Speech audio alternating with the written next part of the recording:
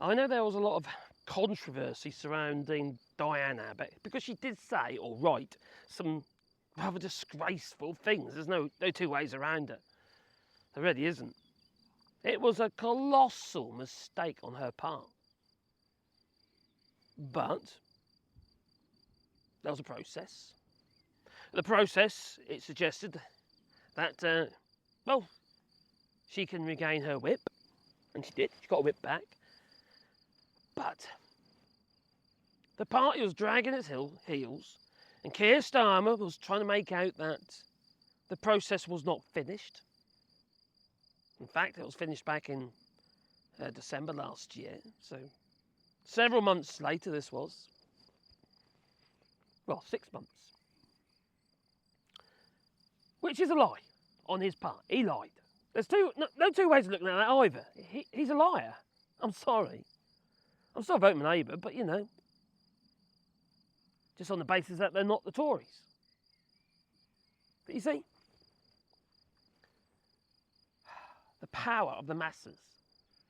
There's been a lot of criticism of Keir Starmer, Labour, you know, in general, because of the way he's treated Diane Abbott. Like I say, it don't matter if you like her or love her, whatever. People in her constituency, they voted for Diane Abbott with a majority of 30-odd thousand. It's those people she's fighting for. And they still will vote for her. In fact, if she went independent, she probably would still win in her constituency. But you see, pressure, it has, well, power. Which means that you've also got power. Power of the masses. Whether it be, whether, you know, you put the cross in the right box or whatever, you know using your right to vote. But also your right to put pressure on your MPs. Even if it is like Diane Abbott, for instance. If you're not happy about something that she said or done, or you wanted to act on something, like any MP. Well, what you need to do is find your MP's contact details, which you'll find on their constituency websites, and send them a message with your request. So you do have the power. And if you don't get a response the first time, you do it again and again and again. Because it's power in numbers. And Keir Starmer getting pressure from other female MPs within his party, such as Angela and Jess Phillips. They didn't believe that she was treated correctly. Diane Abbott, that is. And I happen to agree. It was wrong. Pressure was put on the party and he changed his mind.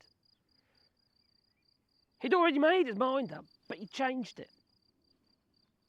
If he hadn't made his mind up, or if or he'd made his mind up and it was positive towards Diane Abbott, he would have said so.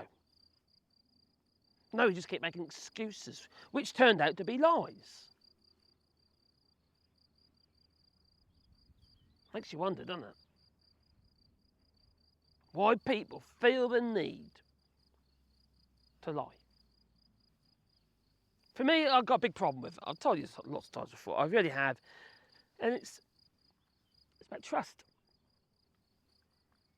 For me to trust in a party or anything, in fact, your marriage, what have you, relationships, you need trust.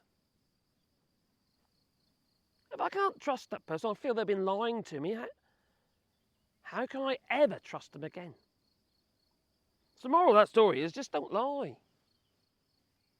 Especially don't lie for no reason whatsoever, because some people just lie for the sake of it, just to have relevance. If that's you, just stop. You've always got to remember the lies. Otherwise you'll trip yourself up. And you might think you got away with it, but I guarantee you, that person that you lied to, they went back on, and they might not say anything at the time, but those cogs will be turning in their head, and they'll never trust a word you say, ever again. And that's how I feel about Keir Starmer. Toodaloo.